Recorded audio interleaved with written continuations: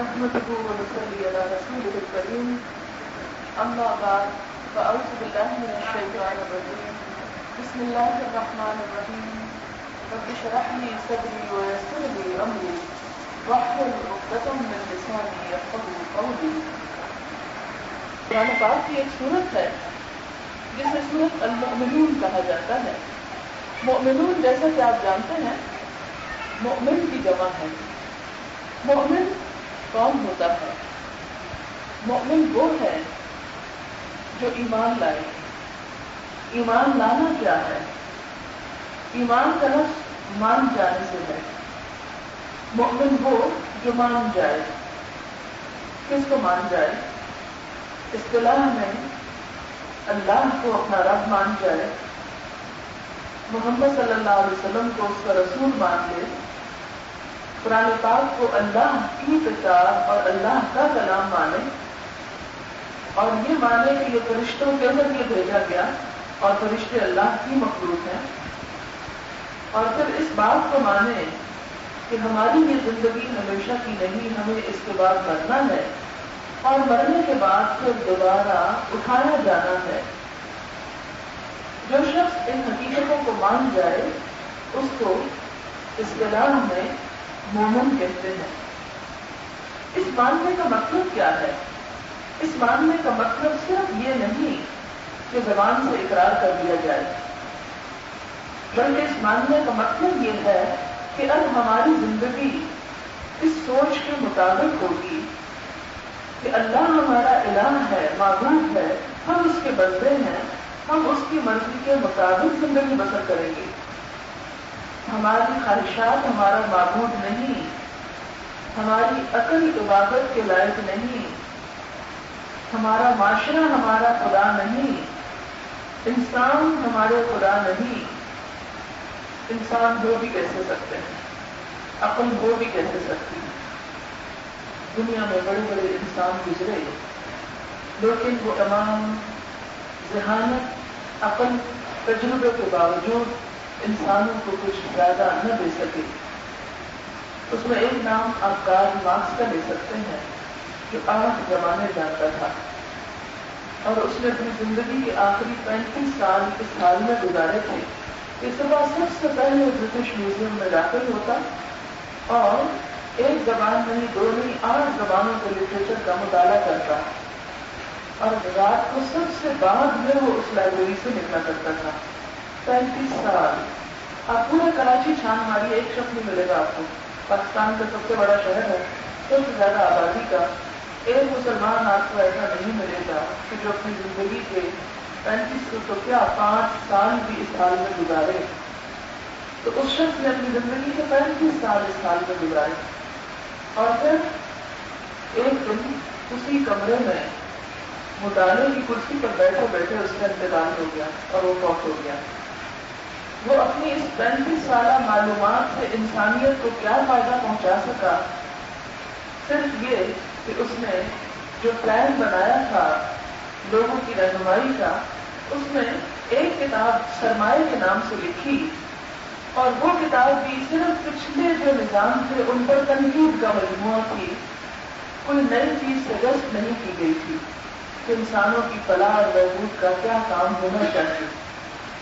تو انسان انسانوں کی خاص رہنمائی کر سکتا ہے, جبکہ وہ علم میں بھی کامل نہیں, اور اگر علم حاصل کر کر کے کسی مقام پہ پہنچتا ہے تو پہنچنے کے بعد لوگوں کی رہنمائی سے پہلے ہی ختم ہو جاتا ہے. لہذا انسانوں کو اس سے کچھ زیادہ فائدہ نہیں ہو سکتا. اسی طرح انسان اپنی عقل پہ بھروسہ کرے کہ ہم میں سے اکثر لوگوں کو یہ یاد نہیں ہوتا کہ کل ہم نے کیا سنا تھا. کل کے دن میں جیسے 2 لیکچر میں نے دیے, مجھے نہیں یاد کہ دونوں میں میں نے کیا کیا باتیں کہی تھی, حالانکہ وہ میں نے خود کہی تھی. میرا تو یہ حال ہے, اپنی کہی ہوئی بات یاد نہیں, اور کل کیا ہونے والا ہے میرے ساتھ اس کے بارے میں تو میں ٹوٹلی اندھیرے میں ہوں, مکمل ڈارک نیٹ ہے. مجھے نہیں پتا کہ کل کے دن میں کیا ہونے والا ہے اور مجھے کیا کرنا ہے. میری زندگی تو یہ لمحہ ہے جو اس وقت میں گزار رہے ہیں. جو گزر چکی وہ میرے ہاتھ سے نکل چکی، اور جو کل ہے وہ میرے ہاتھ میں نہیں ہے. میرے پاس کیا ہے؟ بس یہ گزرتا لمحہ جو میں بول رہی ہوں. اور بس کہ جس انسان کی ملکیت اتنی محدود چیز ہو، اتنی چھوٹی چیز ہو، وہ پھر دوسروں کے لیے رہنمائی کا کام کیوں کر سکتا ہے؟ دوسروں کو کیا ہدایت دے سکتا ہے؟ اس کے لیے ضروری ہے کہ وہ کسی ایسی ہستی پر بھروسہ کرے، کسی ایسی ہستی کو مان جائے کہ جو اس کی بہترین طریقے سے رہنمائی کر سکے. اسی لیے اللہ کے فضل و کرم سے ہم سب اس لحاظ سے خوش قسمت ہیں کہ کلمہ پڑھے ہوئے ہیں، اللہ کو مانتے ہیں، رسول کو مانتے ہیں، کتاب کو مانتے ہیں، آخرت کو مانتے ہیں. لیکن اگر یہ ماننا واقعی ماننا ہو جائے، پوری طرح یقین کرنا ہو جائے، تو ہماری زندگی بدل جائے اور ہمارے معیار بدل جائیں، ہمارے پیمانے بدل جائیں. لیکن مشکل یہ ہے کہ ہمارا ماننا بس ایک روایتی ماننا ہے. ہم دوسروں کو کہتے سنتے ہیں تو کہتے ہیں ہاں ٹھیک ہے، ہم بھی یہی سمجھتے ہیں. لیکن عملی طور پر ہم میں سے کتنے لوگ ایسے ہیں کہ جو اللہ کو اپنا رب مان کر اسی کو اپنا خالق، اسی کو اپنا رازق، اسی کو اپنے سجدوں کے لائق اور دعاؤں کے قابل سمجھتے ہیں. ہمارے بھی بہت سے مسلمان بہن بھائی جو یہ مانتے ہیں کہ اللہ ہمارا رب ہے، اور رب کا مطلب پالنے والا بھی ہے، اس کے باوجود وہ رزق کی تلاش میں دوسروں کے در پہ جاتے ہیں. رزق کا معنی صرف لقمہ نہیں بلکہ اولاد بھی ہے. بہت سے لوگ ایسے دیکھے جاتے ہیں کہ وہ اللہ سے اولاد نہیں مانگتے، یہ مان کے تھک جاتے ہیں، یہ مان کر یقین نہیں ہوتا تو وہ قبروں پہ چلے جاتے ہیں، بزرگوں سے مانگنے لگتے ہیں، یا ان سے کہتے ہیں کہ آپ ہمارے لیے مانگ دیجیے. یہ کیسا ہم نے اپنے رب کو رب مان رکھا ہے کہ اس کی دین پر، اس کی بخشش پر ہمارا اعتماد ہی نہیں، یقین ہی نہیں، اور بے صبر ہو کر ہم ایسے کام کر بیٹھتے ہیں جس کی کوئی دلیل قرآن میں، سنت میں ہے ہی نہیں. طرح سے نبی صلی اللہ علیہ وسلم نے اولاد مانگنے کا کوئی ایسا طریقہ ہمیں نہیں بتایا کہ اگر تمہارے پاس اولاد نہ ہو تو جاؤ کسی قبر پر اور قبر والے سے کہو کہ وہ تمہیں مانگ دے. اگر کہا جائے کہ یہ طریقہ درست نہیں، کہتے ہیں ہم ان سے نہیں مانگ رہے، ہم تو ان سے کہہ رہے ہیں کہ وہ ہمارے لیے مانگے. تو اس بات کی کوئی دلیل قرآن میں نہیں، سنت میں نہیں کہ ہم قبر والے کسی سے جا کے کہیں کہ وہ ہمارے لیے مانگے. اس بات کی دلیل تو موجود ہے کہ ہم کسی ایک انسان سے کہیں کہ آپ ہمارے لیے دعا کریں. اور ویسے بھی ہر مسلمان کو دوسرے مسلمان کے لیے دعا کرنی چاہیے، کیونکہ جب ایک مسلمان دوسرے مسلمان کے لیے دعا کرتا ہے تو اللہ تعالیٰ مانگنے والے کے لیے فرشتہ مقرر کر دیتا ہے جو آمین کہتا ہے اور ساتھ مانگنے والے کے لیے دعا کرتا ہے کہ اللہ تمہیں بھی اس سے بہتر دے. تو اس لیے ہر مسلمان کو دوسرے مسلمان کے لیے دعا کرنی چاہیے، ہاں کوئی کیسا ہی کیوں نہ ہو. اور ویسے بھی جب ہم نماز پڑھتے ہیں تو سب مسلمانوں کے لیے خود بخود دعا ہو جاتی ہے، ربنا اغفر لی ولوالدی وللمؤمنین یوم یقوم الحساب. اللہ مجھے بخش دے، میرے والدین کو بخش دے اور سارے مومنوں کو بخش دے جب حساب کتاب کا دن ہو. تو اس طرح ہم ان کے لیے بھی دعائیں مانگتے ہیں. بہرحال اللہ کو رب ماننے کا مطلب یہ ہے کہ ہر چیز پر، ہر کام میں اس کی ذات پر مکمل بھروسہ، مکمل یقین ہو، اتنا یقین کہ اس میں کسی دوسرے کو شریک نہ کیا جائے. ایک شخص حضور صلی اللہ علیہ وسلم کے پاس آیا اور کہنے لگا کہ یا رسول اللہ صلی اللہ علیہ وسلم، جو آپ چاہیں اور جو آپ کا رب چاہے. آپ اس سے ناراض ہوئے اور فرمایا اجعلتنی للہ ندا، کیا تم نے مجھے اللہ کا شریک بنا لیا؟ بس یوں کہو کہ جو اللہ چاہے، کیونکہ قرآن پاک میں آتا ہے وما تشاءون الا ان یشاء اللہ، تمہارے چاہنے سے کچھ نہیں ہوتا جب تک کہ اللہ نہ چاہے. اللہ کے چاہنے سے بھی سارے معاملات ہوا کرتے ہیں. اس لیے ہم ایمان لانے کے باوجود، جیسے کہ قرآن پاک میں اللہ تعالیٰ فرماتے ہیں کہ بہت سے لوگ رب پر ایمان لانے کے باوجود اس کے ساتھ شرک کر رہے ہوتے ہیں، اس کو بھی مانتے ہیں اور اس کے ساتھ دوسری ہستیوں کو بھی ایسا رتبہ اور ایسا مقام دیتے ہیں جو دراصل اللہ کا مقام ہے یا اللہ تعالیٰ کو دینا چاہیے۔ پھر آپ دیکھیں گے محمد رسول اللہ صلی اللہ علیہ وسلم کو اللہ کا رسول ماننے کا مطلب کیا ہے کہ جو کچھ آپ ہمارے لیے لائے ہیں اسے ہم قبول کر لیں، جو تعلیمات آپ نے ہم کو دی ان تعلیمات کو ہم سب سے اعلیٰ و ارفع مقام دیں۔ میں ہمیشہ یہ کہتی ہوں ہم حضور صلی اللہ علیہ وسلم سے محبت کے بہت دعوے کرتے ہیں، لیکن دوسری طرف آپ ہی کی بات نہیں مانتے۔ مثلاً ایک شخص نے ایسا ہی کیا جیسے ہم کرتے ہیں کہ دائیں ہاتھ سے کھانے کی بجائے بائیں ہاتھ سے کھا رہا تھا، تو آپ نے اس سے کہا کہ دائیں ہاتھ سے کھاؤ۔ کہنے لگا یا رسول اللہ صلی اللہ علیہ وسلم میں نہیں کھا سکتا، مجھے عادت ہے بائیں سے کھانے۔ آپ صلی اللہ علیہ وسلم سخت غضبناک ہوئے اور فرمایا خدا کرے تم کبھی نہ کھا سکو، اور اس بدعا کا نتیجہ ہے کہ اس شخص کا مرتے دم تک دایاں ہاتھ منہ پر نہ جا سکا، پھر اس کے بعد کوشش کے باوجود بھی وہ نہ کر سکا۔ ہمیں بھی سوچنا چاہیے کہ زندگی کی کتنی بھی باتیں ایسی ہیں کہ جس میں ہمیں پتا ہے کہ اللہ کے رسول صلی اللہ علیہ وسلم کو کیا پسند ہے، اس کو ایک طرف بند کر کے کتاب رکھ کے اپنی مرضی اپنی پسند کرتے ہیں، اور پھر کیا کہتے ہیں آج کے دور میں یہ ہو ہی نہیں سکتا، یہ پاسبل ہی نہیں ہے۔ جب ہو ہی نہیں سکتا تو پھر ظاہر ہے کہ اللہ کے رسول صلی اللہ علیہ وسلم نے نعوذ باللہ ایسے دین بتایا، ایسی چیزیں بتائی کہ جو ہمارے لیے ممکن نہیں تھی۔ انہوں نے ہم پر ظلم اٹھایا، تو ایسی بات تو نہیں کہ آپ نے ظلم کیا۔ اللہ تعالیٰ قرآن پاک میں فرماتے ہیں لا یکلف اللہ نفسا الا وسعها، اللہ نے کسی جان کو اس کی وسعت سے بڑھ کے تکلیف میں نہیں ڈالا، 97.5 نہیں مانگا۔ اگر 22% ہوتا، 97% ہم سے مانگا جاتا تو پھر ہم کہتے یا اللہ ہم کو کیا کھائیں اور بچوں کو کیا کھلائیں، سارا تو آپ ہی نے لے لیا۔ یہ ہوتا ہمارے اوپر ایک بوجھ، لیکن اس نے وہ بوجھ ہم پہ نہیں ڈالا، وہ سارا ہم کو دیا، صرف 2.5% ہم سے دیا، اور وہ بھی اپنے لیے نہیں دیا، اپنے بندوں کے لیے دیا کہ میرے نام پر میرے ہی بندوں کو دو۔ اور یہ بھی سوچو کہ اگر تم ان کی جگہ ہوتے دینے کی بجائے دینے والے تو تمہارا کیا حال ہوتا۔ بہرحال اللہ کے رسول صلی اللہ علیہ وسلم کو ماننے کا مقصد کیا ہے کہ آپ کی سنت، آپ کی تعلیمات، آپ کی باتوں کو مانا جائے۔ آپ ہم سے کہیں کہ نماز پڑھو اور ہم نے کہ یہ پھولوں کا گلدستہ لے لیں اور آپ ہم سے راضی ہو جائیں، اس سے تو بات نہیں بنے گی۔ جو آپ کا حکم ہے، جو آپ کی اطاعت ہے وہ اطاعت ہے، وہ کرنا ہوگی، وہ کیے بغیر گزارا نہیں۔ پھر اگر ہم کتاب کو مانتے ہیں تو کیا مقصد ہے اس کو ماننے کا کہ جو کچھ اس میں لکھا ہے اس کو مانیں۔ اگر ہم یہ کہتے ہیں ہم اس کتاب کو مانتے ہیں سچی کتاب ہے، اس طرح ماننے کا کیا فائدہ اگر آپ اس کی ایک بات بھی نہیں سمجھتے اور ایک بات پر بھی عمل نہیں کرتے۔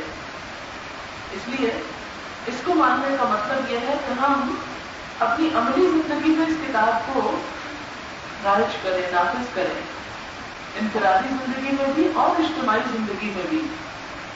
آخرت کو ماننے کا مطلب کیا ہے کہ اس کو اپنا گھر سمجھے، دنیا کو گھر نہ سمجھے۔ دنیا کام کی جگہ ہے، امتحان کی جگہ ہے، دیکھا جا رہا ہے کہ ہم کر کیا رہے ہیں، اور یہاں سے جانے کے بعد وہاں پر کیا کچھ مانگا جائے گا، وہ تیاری کا وقت ہے۔ یہ بالکل ایسے ہی کہ جیسے آپ کچن میں کھانا بنا رہے ہوتے ہیں اور پھر ڈائننگ ہال میں بیٹھ کے کھا رہے ہوتے ہیں، تو ان دونوں کے درمیان ایک دیوار حائل ہوگی، ایک کا نام کچن ہے اور ایک کا نام کھانے کا کمرہ ہے۔ آپ کھانے کے کمرے میں پکا نہیں سکتے، اکوپمنٹ نہیں پکانے کا وہاں، اور کچن میں کھا نہیں سکتے کہ بیٹھ کے کھانے کی جگہ نہیں ہے یہاں۔ بالکل اسی طرح دنیا ہمارا کچن ہے جس میں سارا وقت ہم کو پکانا ہے۔ گرمی بھی برداشت کرتے ہیں تو پکاتے ہیں، تھکتے بھی ہیں تو پکاتے ہیں، بھاپ پڑتی ہے، مرچیں لگتی ہیں، آنکھوں میں دھواں پڑتا ہے، پتہ نہیں کیا کچھ ہوتا ہے، لیکن ضرورت ہے نا پکانا، اس لیے کچن میں سارا وقت پکاتے ہی رہتے ہیں۔ اور اس کے بعد کھانے کی جگہ کہاں ہے؟ ڈائننگ ہال ہے. بالکل اسی طرح آخرت ہماری کھانے کی جگہ ہے، آرام کی جگہ ہے. وہاں کسی کو پکانے کی ضرورت نہیں، پکانا سب کچھ یہی ہے. اور جو کچن میں وقت نہ گزارے وہ ڈائننگ ہال سے بھوکا آ سکتا ہے، اس کو وہاں کھانے کے لیے کچھ نہیں مل سکتا.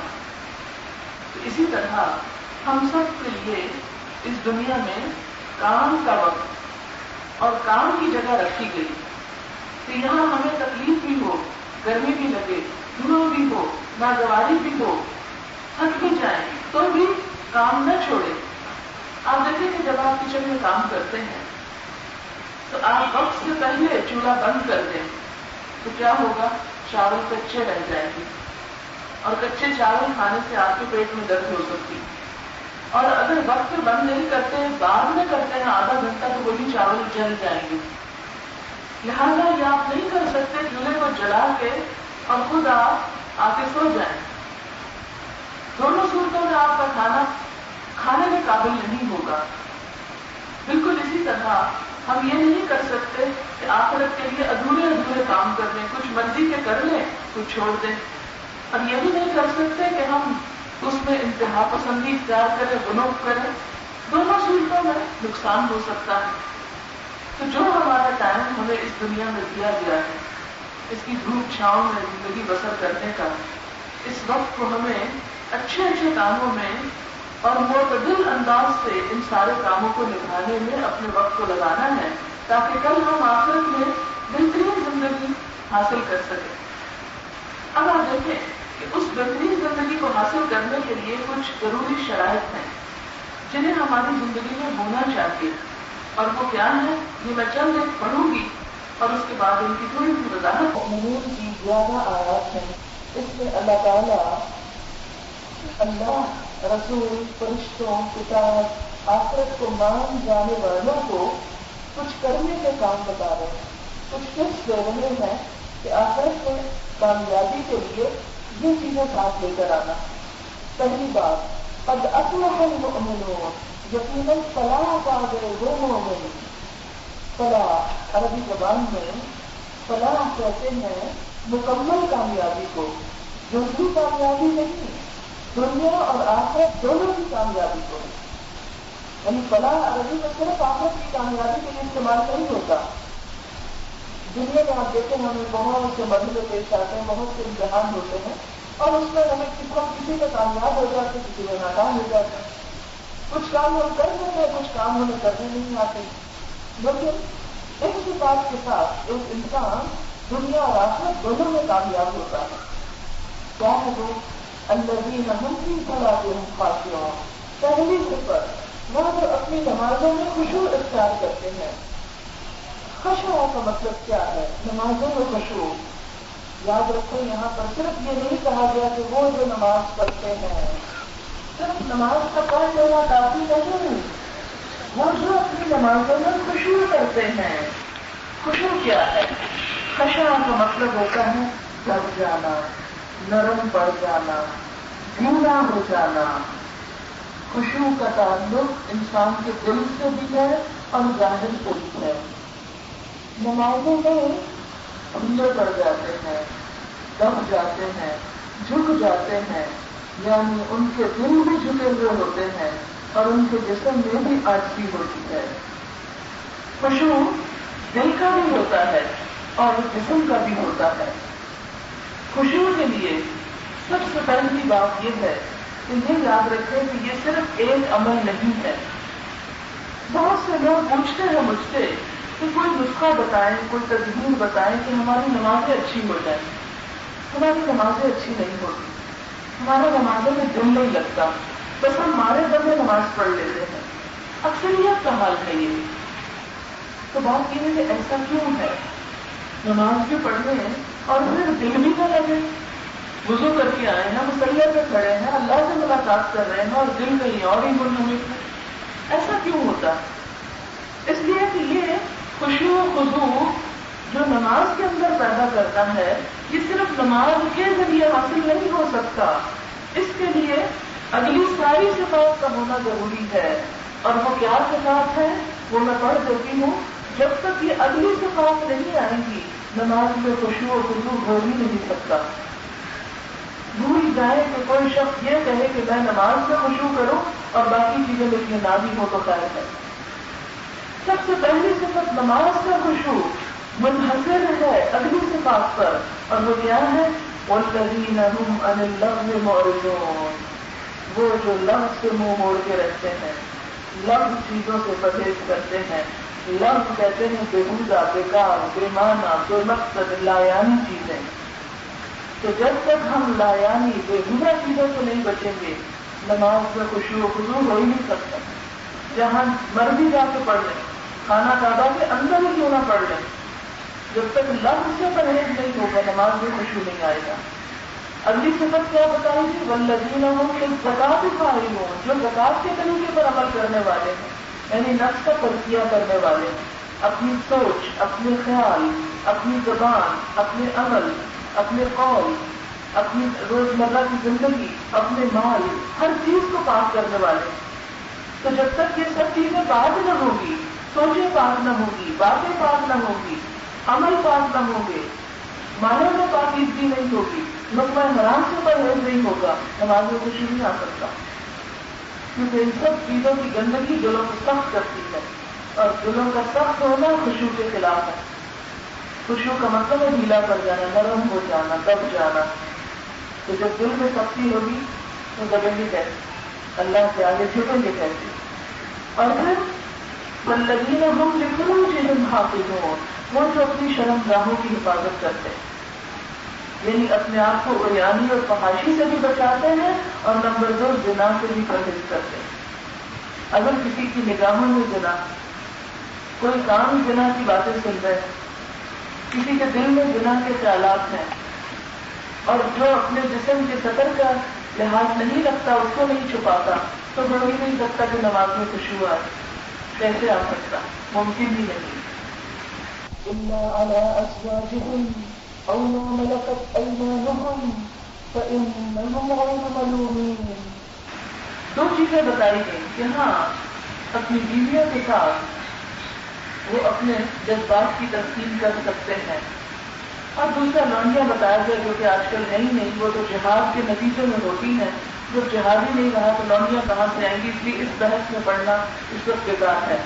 لیکن ہمارے بہت سارے لوگ کام کی سب باتیں چھوڑ کر جو سوال کرتے ہیں وہ یہ اسلام میں لونڈیاں کیوں ہیں. انہیں اس سے کوئی غرض نہیں کہ نماز میں خشوع کیسے آئے، تزکیہ نفس کیسے ہو. ان کا سارا انٹرسٹ اس میں ہے کہ لونڈیوں کے بارے میں اسلام کیا کہتا ہے اور کیوں کہتا ہے اور یہ سب کیا ہے، یہ تو بڑا ظلم ہے اور یہ کیسے ہو گیا. خیر اس پر میں نے بہت الحمدللہ ریسرچ بھی کی تفصیل سے. اس پر میں نے ایک لیکچر دیا ہوا ہے خواتین کے حقوق کے نام سے. خواتین سے ریلیٹڈ جتنے بھی ایشوز ہیں وہ 4-5 کیسٹس ہیں، ان میں سب یہ باتیں میں نے کی ہوئی ہیں. جس کو شوق ہو اس کا جواب پانے کا وہ سن لے، کیونکہ اس ایک مجلس میں تو میں ہر موضوع کا احاطہ نہیں کر سکتی. تو جن کے لیے جذبات کی تسکین ان کی بیویوں میں رکھی گئی، اور جو شخص بھی فمن ابتغى وراء ذلك، اس کے علاوہ کچھ اور چاہے، حلال طریقے کے علاوہ کوئی اور طریقہ اختیار کرے لذت حاصل کرنے کا، خواہ وہ خود اپنے جسم سے جسے ماسٹربیشن کہتے ہیں، خواہ وہ عمل قوم لوط سے ہومو سیکشل ہو، خواہ وہ لیسبین ہو. آپ کو معلوم ہوگا کہ یہ اصطلاحات اب ہمارے ملک میں بھی انوکھی نہیں رہی، یہ چیزیں بہت کامن ہو گئی ہیں.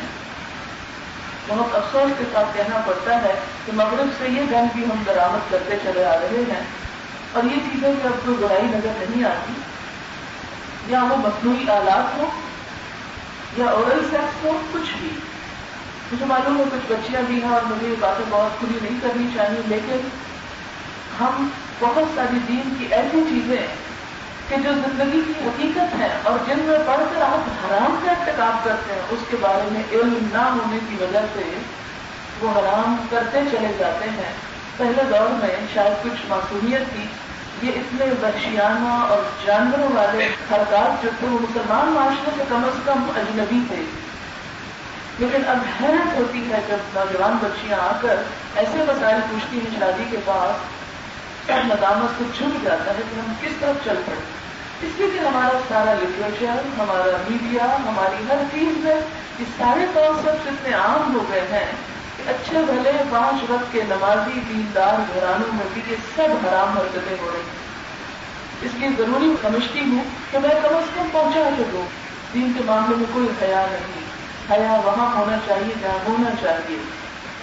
لہٰذا فمن ابتغى وراء ذلك فأولئك هم العادون. جو بھی کوئی اور طریقہ اختیار کرے گا فطری طریقے کے علاوہ، اللہ کے نزدیک وہ حدیں توڑنے والا، اور جو اللہ کی حدیں توڑے پھر اس سے اللہ خود ہی نپٹتا ہے. والذین هم لأماناتهم وعهدهم راعون. وہ جو اپنی امانتوں اور عہدوں کا پاس کرتے ہیں، وہ لوگ ان کی نمازوں میں خشوع و خضوع ہوتا ہے. جو دھوکہ دیں، جو امانت میں خیانت کریں، جو اپنی ڈیوٹی پوری نہ کریں، جو بات کریں تو جھوٹ بولیں، ان کی نمازوں میں خشوع و خضوع کہاں سے آ سکتا ہے. والذین هم علی صلاتهم یحافظون. وہ جو اپنی نمازوں کی حفاظت کرنے والے ہیں، اپنی نمازوں کی حفاظت کرتے ہیں. حفاظت میں کیا ہے؟ جسمانی پاکیزگی بھی، لباس کی پاکیزگی بھی، اور قبلہ کا رخ ہونا، اور وہ ساری شرائط کو پورا کرنا کہ جو نماز کی حفاظت کے لیے ضروری ہے، جس سے نماز کو کوئی خلل نہ پہنچے، کوئی نقصان نہ پہنچے. جب تک وہ حفاظت نہ ہو تو بھی خشوع نہیں آتا. اولئک هم الوارثون. یہی لوگ دراصل وارث ہونے والے ہیں. کس کے؟ الذین یرثون الفردوس. جو ورثے میں پائیں گے جنت الفردوس. ہم فیہا خالدون. جس میں وہ ہمیشہ ہمیشہ رہنے والے ہیں. تو یہ تو تھا ان 11 آیات کا مختصر خلاصہ جو کامیابی کے لیے لازمی شرط رکھی گئی. قد افلح المؤمنون. یقیناً فلاح پا گئے مومن. کون سے مومن؟ جن کے اندر یہ صفات ہوگی. اور اگر یہ صفات نہیں تو ہو سکتا ہے جس بھی کوئی کامیابی ہو جائے دنیا کی یا آخرت کی، لیکن وہ جو مکمل کامیابی جو جنت الفردوس کی شکل میں انسان کو ملنے والی ہے، پھر وہاں تک وصول نہ ہو سکے گا. اگر فردوس کے باغات چاہیے تو اس کے لیے لازم ہے کہ اپنے اندر ہمیں یہ صفات پیدا کرنی ہوگی. ہم کو کیا کیا کرنا ہے اور کس طرح کرنا ہے. تو پہلی بات یہ کہ نماز میں خشوع، کہ آپ وضو کر کے جب مصلی پہ قدم رکھیں تو آپ کا دل جھک جائے، ذہن جھک جائے، اللہ کی طرف اس طرح مائل ہو جائے کہ کوئی دوسری بات یاد نہ آئے. آپ کو معلوم ہے حضرت علی رضی اللہ تعالیٰ عنہ کے بارے میں آتا ہے کہ ان کے جسم میں ایک تیر یا نیزہ کچھ چبھ گیا تو اس کو نکالنا تھا اور بہت مشکل کام تھا. تو انہوں نے کہا کہ ٹھہرو، میں نماز شروع کر دیتا ہوں، میں نماز پڑھوں گا تو تم میرا یہ تیر نکال لینا اور مجھے پتا نہیں چلے گا. یہ افسانہ نہیں، کوئی خیالی کہانی نہیں، یہ ایک حقیقت ہے.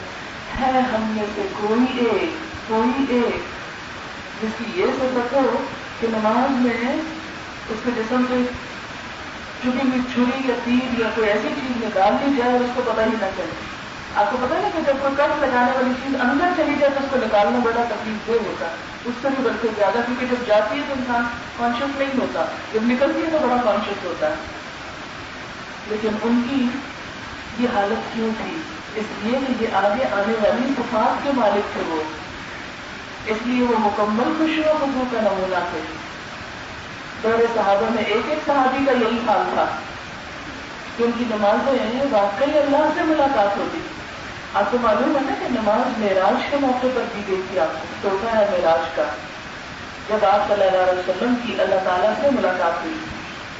ایسا ہوتا ہے نا کہ جب ہم اپنے ملک سے باہر جائیں، شہر سے باہر جائیں، کسی اور دوسری جگہ پر جائیں تو واپسی پر اپنے رشتے داروں کے لیے تو تحفہ لے کے جاتے ہیں، بچے منتظر ہوتے ہیں.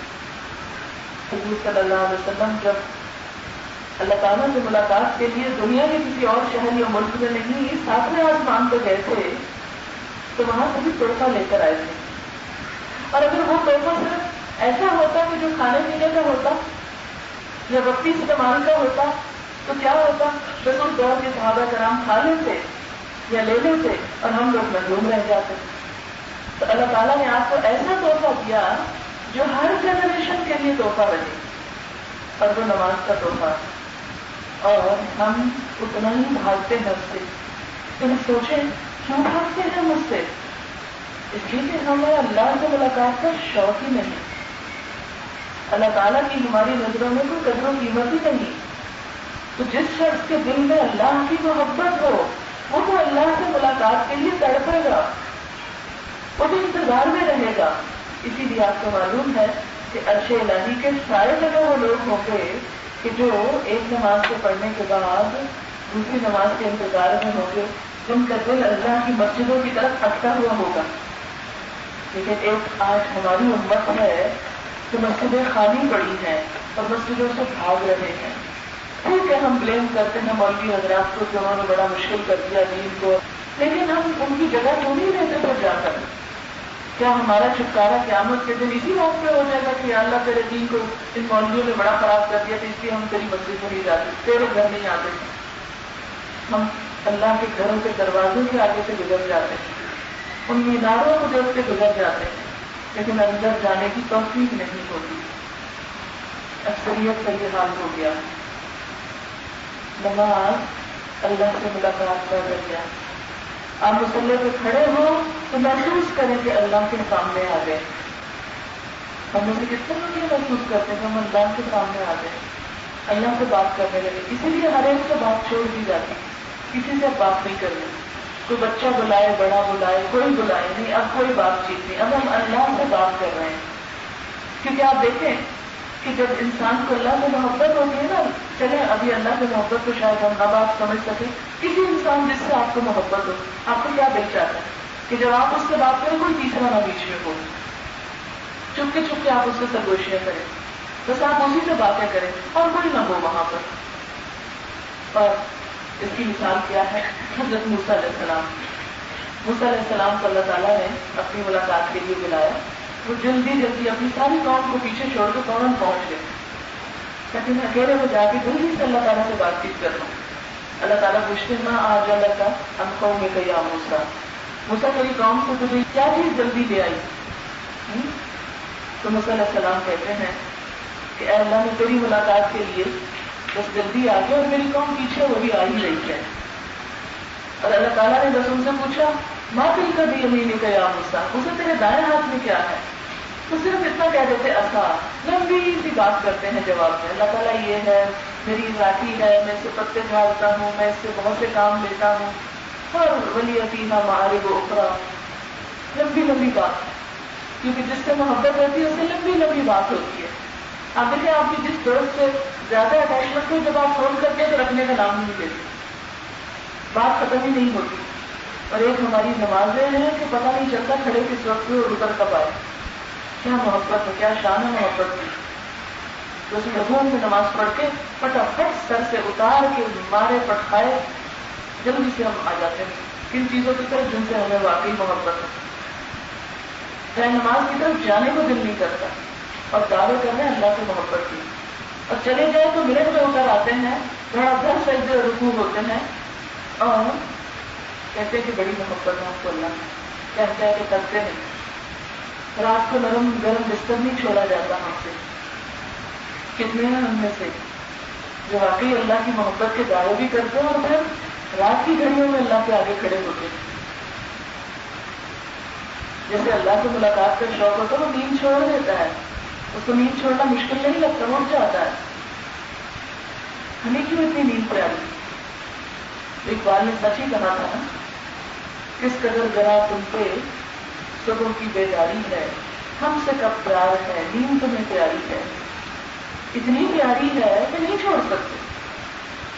دعا تو مانگے، کوشش تو کریں، نہیں چھوٹ جائے گی. سچے دل سے دعا مانگے. تھوڑا سا اپنے آپ کو سمجھا لیں کہ اٹھنا ہی ہے نا، 1 گھنٹہ بعد اٹھنا، 1 گھنٹہ پہلے اٹھ جاتے اور اٹھ جائیں گے. آپ دیکھنا صحیح، آپ صرف دعا مانگنے کی ضرورت، طلب کی ضرورت ہے، نیت کی ضرورت ہے اور اللہ دیتا ہے سر. اور پھر ہماری مشکل تو یہ کہ وہ اذان سے پہلے اٹھنا تو دور کی بات، بعد میں اٹھنا بھی مصیبت ہے. کتنے گھرانے ہیں ہمارے ایسے جس میں خاص طور پر گرمیوں میں فجر کی نمازیں قضا ہوتی. قبرستان بنے ہوئے ہمارے گھر صبح ہے کوئی جو یہ کہے کہ اس گرمیوں میں میری 1 فجر کی نماز نہیں گئی، 1 فجر کی نماز بھی نہیں گئی، تو آنکھ ہی نہیں کھلی. بولا آپ نے جہاز پہ جانا ہو کسی اور ملک میں، آپ کی آنکھ کھلتی ہے کہ نہیں؟ سوئی بھی رہا اور جہاز میں بیٹھنے کا شوق ہے یا دوسرا ملک گھومنے کا شوق، کبھی نیند ہی نہیں آئے گی ایک رات پہلے۔ اللہ سے ملاقات کا کیسا شوق ہے کہ ایسا سوتے ہیں گھوڑے بیچ کے آنکھ ہی نہیں کھلتی۔ تو جب نماز کی یہ حالت ہو کہ نماز میں خشوع و خضوع نہ ہو، دل ہی نہ لگے، تو فوراً خطرے کا الارم، ریڈ لائٹ آن ہو گئی، کامیابی مشکل ہو رہی ہے، دلدل سے نکلنا مشکل ہو رہا ہے۔ نماز ایک میٹر ہے، فوراً ریڈنگ کر کے بتا دے گا آپ کو، کسی دوسرے کو نہیں، آپ کو خود کہاں کھڑے ہیں آپ۔ کامیاب ہونے والوں کی صف میں، مکمل کامیابی والوں کی صف میں، یا اس سے باہر، یا سب سے پیچھے۔ ہم سب جو یہاں تشریف لائے ہیں سمیت میرے، ہم سب کو اپنی نمازوں کا جائزہ لینا چاہیے، ان میں کتنا خشوع ہے، اور صرف خشوع کے لیے پریشان نہ ہو، اس کے لیے علاج کریں۔ یہ سارے علاج آگے بتائے ہوئے ہیں کہ خشوع لانا چاہتے ہیں تو یہ کام کر دو۔ یعنی نماز کیا جیسے تھرما میٹر ہوتا ہے، آپ کو حرارت محسوس ہو رہی ہے، بے چینی محسوس ہو رہی ہے، آپ تھرما میٹر لگاتے ہیں اور اپنا ٹیمپریچر دیکھ لیتے ہیں کہ ہم اس حال میں ہیں، آنکھوں میں دھندلا دھندلا کچھ ہو رہا ہے، طبیعت بیزار ہو رہی ہے، بی پی ناپتے ہیں اور آپ کو پتا چل جاتا ہے آپ کہاں کھڑے ہیں، ہلاکت کے کنارے جیسے اسلام ہے۔ بالکل اسی طرح نماز ہم سب کے لیے ایک شیشہ ہے، آئینہ، جو ہم کو دکھاتی ہے اے انسان تو کہاں کھڑا ہے، کہاں کھڑا ہے، کامیابی کے کنارے یا ناکامی کے۔ تو یاد رکھیں اگر ہماری نمازوں میں خشوع نہیں تو اللہ کا یہ وعدہ کیسے پورا ہوگا؟ قد افلح المؤمنون الذین هم فی صلاتهم خاشعون، یقیناً فلاح پا گئے مومن وہ جو اپنی نمازوں میں خشوع کرتے ہیں۔ ساروں کی وعدہ نہیں کیا جا رہا یہاں، سب کی بات نہیں ہو رہی، وہ جو اپنی نمازوں میں خشوع کرتے ہیں، وہ جن کا نمازوں میں دل لگتا ہے، وہ جن کی نمازوں میں اللہ کی یاد آتی ہے، اللہ سے ملاقات محسوس ہوتی ہے، وہ جس میں اللہ سے کانٹیکٹ فیل ہوتا ہے۔ یہ ہمیں ایک ٹاسک دے دیا گیا، ایک اسائنمنٹ دے دی گئی، اس کو پورا کر دو، کامیاب ہو جاؤ گے۔ اور اس کے لیے کیا کریں؟ والذین هم عن اللغو معرضون، وہ جو لغو سے پرہیز کرتے ہیں۔ لغو کیا ہے؟ بےہودہ، بیکار، بے مقصد، لایعنی باتیں۔ اور ہماری زندگی میں کارآمد چیزیں تو کم ہی رہ گئی، زیادہ وقت کسی چیز کی نظر ہو گیا۔ حدیث میں آتا ہے من حسن اسلام المرء ترکہ ما لا یعنیہ، انسان کے اسلام کا حسن یہ ہے، اسلام کی خوبصورتی یہ ہے کہ وہ ایسی باتیں چھوڑ دیتا ہے جس سے اس کا کوئی مطلب نہیں۔ ترکہ ما لا یعنیہ، اگر ہم اس اصول پر عمل کریں تو آپ دیکھیں کہ کیا ہوگا۔ کوئی دو لوگ باتیں کر رہے ہیں، ہمیں قطعاً کوئی انٹرسٹ نہیں ہوگا کیا بات کر رہے ہیں، کوئی ضرورت ہی نہیں تجسس کرنے کی، ہمارا کیا کام اس سے کیا کر رہا ہے۔ بہت سے لوگوں کا وقت صرف اسی میں گزر جاتا ہے، اچھا وہ میرا شوہر میری ساس سے کیا بات کر رہا ہے، ذرا میں جا کے سنوں تو صحیح، یہ کیا ہو رہا ہے، وہاں کیا ہو رہا ہے، وہ فلان جو آج گھر میں آیا ہے وہ کس کام کے لیے آیا ہے، وہ جو گھر سے نکلا وہ کہاں گیا ہے، وہ کیا سارا وقت ہمارا اسی میں نظر سے ہم لوگوں کے پیچھے پڑے رہتے ہیں، ہر وقت دوسروں کے عیبوں کی نظر، فلاں نے یہ خرابی کر دی، فلاں نے یہ خرابی کر دی۔ ظاہر ہے کہ جب ہر وقت ہم دوسروں کے پیچھے پڑے ہوئے ہیں، کہاں وقت رہے گا ہمارے لیے کہ ہم اپنے گریبان میں بھی جھانک کے دیکھیں کہ ہم کیا کر رہے ہیں۔ تو سب سے بڑا لغو یہ ہے کہ انسان بیکار کی باتوں میں اپنے آپ کو الجھائے رکھے، صرف تجسس کرنے میں، پوچھنا بھی، مختلف لوگوں سے مختلف لوگوں کے حال پوچھنا، جاننے کی کوشش کرنا۔ اگر دیکھا کہ کسی کے گھر میں کوئی لڑائی جھگڑا تو اس کو کھوج کر کرنا کہ کس بات سے ہوئی، کیوں ہوئی، کیسے ہوئی، کہاں سے ہوئی، بیکار کی باتیں۔ پھر اسی طرح بیکار کی چیزیں سننا، بیکار کی چیزیں دیکھنا۔ آپ دیکھیں کہ ہم سب سے زیادہ شوق سے کیا سنتے ہیں، چلے ہم نہیں تو ہمارے بچے شوق سے کیا سنتے ہیں، سب کو پتا ہے۔ ہم جب ڈرائیونگ کر رہے ہوتے ہیں ہماری گاڑیوں میں کیا سنا جاتا ہے ہم کو پتا ہے، وہ مفید باتیں، کارآمد باتیں، اسی چیز کو لغو کہا گیا۔ ہم جو دیکھتے ہیں تو شوق سے کیا دیکھتے ہیں، ہماری اسکرین پر جب آتا ہے کچھ تو سب سے زیادہ انٹرسٹ ہمیں کس سے ہوتا ہے۔ آپ کسی اسکول میں چلے جائیں، رینڈم بس ایسے ہی کسی کلاس میں چلے جائیں، آپ بچوں سے تھوڑا سا انٹرویو کریں۔ میں اکثر ایسے شروع کرتی رہتی ہوں لوگوں سے سوال جواب کر کے پوچھیں کہ لوگ کیا سوچ رہے ہیں. تو بچوں سے آپ پوچھیں کہ آپ کو کیا پسند ہے، تو وہ آپ کو بتائیں گے کہ کیا پسند ہے آپ کو، کیونکہ معصوم ہوتے ہیں نا، سچ بول دیتے ہیں. بڑے تو آپ کے سر ٹھگے کو دیکھ کر آپ کی پسند کی باتیں کرنے لگیں گے، ایسے نہیں بتائیں گے. ہوشیاریاں سیکھ جاتے ہیں بڑے ہو کر، لیکن بچے جو ہے وہ جو دل میں آتا ہے بولنا شروع ہو جاتے ہیں. اپنے بچوں سے پوچھتے ہیں کیا دیکھنا پسند کرتے ہیں، ٹیلی ویژن میں کیا دیکھتے ہیں، کیا پسند کرتے ہیں، کیا پڑھنا پسند کرتے ہیں. کامکس کی کتنی سیریز آپ کے بچوں نے پڑھی جس کی آپ کو خبر نہیں کہ اس کے اندر کیا کیا واقعات لغویات ہیں. پچھلے دنوں میں کلاس میں یہی آیات پڑھا رہی تھی تو بچیوں نے جو مجھے کمنٹس دیے اور جو اپنی فیڈ بیک دی کہ انہوں نے کیا کیا پڑھا اور ان کے والدین کو خبر نہیں، اور اس چیز نے ان کے دماغ کو کس طرح مسخ کر کے رکھ دیا، ان کی سوچوں کے ساتھ چمٹ گئی وہ فضول بےہودہ لغویات باتیں. آپ دیکھیں کہ سیکنڈ ہینڈ بک شاپ جو ریڈیو پہ یہ فٹ پاتھوں پہ پڑی ہوتی ہیں، اس میں کتابیں، آپ کو پتہ ہے کیا بکتا ہے وہاں، اور آپ کے بچے کیا خریدتے ہیں وہاں سے، کیا پڑھتے ہیں. یہ سب ٹائم کلنگ کے لیے جو ہم کام کرتے ہیں، جس میں نہ تو اللہ کی عبادت ہے نہ انسانوں کی خدمت، یہ لغو میں نہیں آتا، یہ بےہودہ بیکار میں آتا ہے. تو کامیاب ہونے والوں کی کیا صفت ہے؟ والذین هم عن اللغو معرضون، وہ لغو سے پرہیز کرتے ہیں، بچتے ہیں، اس سے منہ موڑ کے چلے جاتے ہیں. وہ ایسی ساری چیزوں کو کوڑے کا ڈھیر سمجھ کر اس سے منہ موڑ لیتے ہیں، یہ ہمارے کام کریں، ہمارا کیا مطلب اس سے. وہ کارآمد اور مفید چیزوں کو ترجیح دیتے ہیں بیکار اور گھٹیا چیزوں کا. لیکن ہمارا انٹرسٹ اتنا ڈیولپ ہو گیا ہم چیزوں میں، ابھی بھی دل کھنچتے ہیں ہمارے ان چیزوں کی طرف. اگر ماضی میں ہم کچھ بھی دیکھتے سنتے پڑھتے رہے ہوں فوراً ایک دم انجوائے کرنے لگتے ہیں. شیطان نے ہمارے لیے ساری باتیں اتنی خوشگوار بنا دی کہ اب تو ہم کو یہ برائی بھی نہیں لگتی. ہم سمجھتے ہیں تو کلچر ہے، ماڈرن ہونے کی علامت ہے. ارے ہم کو 1400 سال پہلے تھوڑی پیدا ہوئے ہیں کہ اگلی چیزیں ہم نہ پڑھیں یا نہ دیکھیں. ایک اللہ کی کتاب تو ہم سے ساری اب تک نہیں پڑھی گئی، اس میں تو غور و فکر ابھی تک مکمل نہیں ہوا. اتنی عمر ہو گئی ہماری اور اس کے مقابلے میں کیا کچھ پڑھ ڈالا. اب فخر سے بیٹھ کے بتاتے ہیں کہ کون کون سی سیریز پڑھ لی ہم نے. فرمایا کہ والذین هم عن اللغو معرضون. اسی طرح بیکار باتیں، فضول گپ شپ، اس پر ہمارے دن تک گزر جاتے ہیں اور ہمیں احساس بھی نہیں ہوتا. نمازیں چلی جاتی، یہ مہمان آئے تھے اس لیے نماز بھی پڑھتے ہیں. ذرا دیکھیں مہمان باتیں کیا کر رہے ہیں، کچھ بھی نہیں، بس ادھر ادھر کی گپ شپ. تو کامیابی کے لیے، جنت الفردوس کے لیے کیا ضروری ہے؟ لغو سے بچیں. والذین هم للزکاۃ فاعلون. جب لغو سے بچیں گے تو تزکیہ ہو سکے گا. زکات کے طریقے پر عمل کرنے والے، اپنی سوچ کو اچھا کرنے والے، سوچ کو پاک رکھنے والے، کسی کے لیے حسد نہیں، کسی کے لیے بدگمانی نہیں، کسی کے لیے دل میں برائی نہیں. کہتے ہیں اہل جنت کے دل پرندوں کی طرح ہوں گے ایک دوسرے کے لیے، کہ ان کے اندر کوئی کسی کے لیے نفرت نہیں، حسد نہیں، بغض نہیں، سب کا اچھا سوچنا. ہمارے اندر کتنے لوگ ہیں جو ہم سب کا اچھا سوچیں، ہر ایک سے پیار کرنے والے، ہر ایک کی خیرخواہی کرنے والے، ہر ایک کے لیے تڑپ رہے ہیں، کود رہے ہیں.